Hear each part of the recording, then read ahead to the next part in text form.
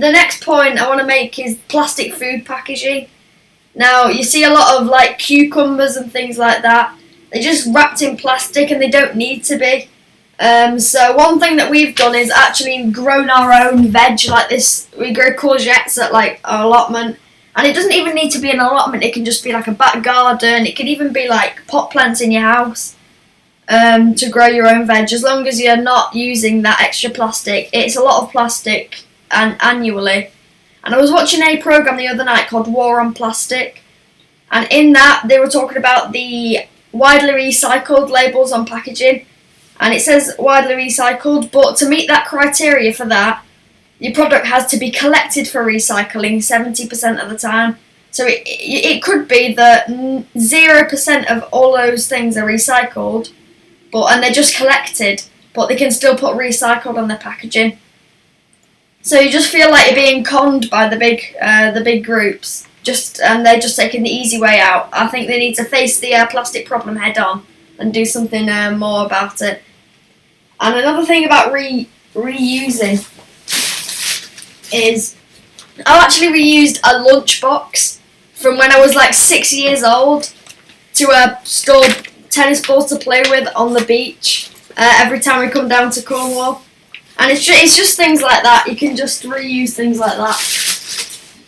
And also I've got some bread from the bakery now. If you buy bread in packaging in loaves, there's a lot of plastic wrapped around it. But it still has a little bit of plastic, but at least it isn't as much as the loaves. So that's making a small difference. And also I was thinking about marine biology. Thinking I want to pursue that as a career. So is there any advice you could give to other people that want to be marine biologists in the future? Other than it's literally the best job you could ever possibly want to do, absolutely go for it. And I think it is so important that whether that be in marine biology or not, that you always follow your passion. Because if you're passionate about something and you love doing it, then what more could you want from the world to be able to work in an area that you absolutely love? It's been such a strange thing for me being able to say that Beach Guardian is my job, because when we first started Beach Guardian, I do it because I love it. It's what I want to do in my spare time. It's like I don't know if a hobby is the right word to say it, but it's literally like if I'm going to have a day off, I'm going to go and clean a beach. So now my days off have become my work, and it's just such a phenomenal thing for your mental well-being as well, to be able to do something like that.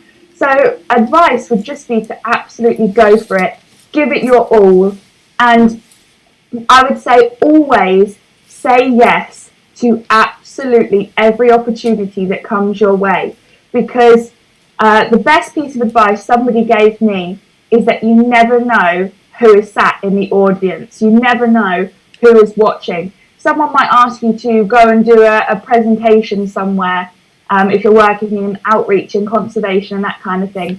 And you might not see the immediate connection to what you're doing if you're going to talk at a watch shop or something random like that. You think, how could that possibly link in with marine biology? But you never know who is sat in the audience, and it's all about making connections. It's all about networking. And I remember what I was going to say to a previous point, and it really works well here, in that somebody will always say at a conference or whatever that I've gone to, that with conservation and marine plastics and marine biology, it's very much like finding your tribe. We're all so like-minded, we're all so collaborative, we want to work with each other, we want to see each other grow. And that's what I've experienced so much at the very start of my journey. I've really only just started my life as a marine biologist, and it's just phenomenal how helpful people can be and the opportunities they want to give you to see you grow and help the marine conservation efforts. So always say yes to everything. But it's also okay to say no if you're tired, because you don't want to get burnt out. Yeah. Yeah, and when I did my video, I did the video a few months before I actually put it online, and my mum just put it online and on Facebook, and I didn't think it was going to get like many views. I just thought, yeah, put it out, and it's actually got like hundreds and hundreds of views. It's somewhere bordering 1,000 views now, and Wow. lots of comments from friends and family about it. Yeah, And that's the other thing, Lewis, is that it's this ripple effect, because it's not just the people that watch that video, it's all of the people that they then go and talk to too. That one video can have hundreds of thousands of impacts that you can't directly see, but it is happening. We have people coming on our beach cleans and they see the problem with plastic, and then subconsciously they start making little changes in their lives. They don't even know they're making these changes, but they go to the supermarket and they unknowingly will go for the loose veg instead of the shrink wrapped veg. And it's all of these little things that, as we keep saying, that build up to make big, significant change. yeah, and I think that's actually happened to me when I met yourselves on the beach. It kind of changed my view of plastic. Back then I didn't think it was a problem, but now I know it's a big global problem. And I did start making these subconscious, unknowingly changes to my own life.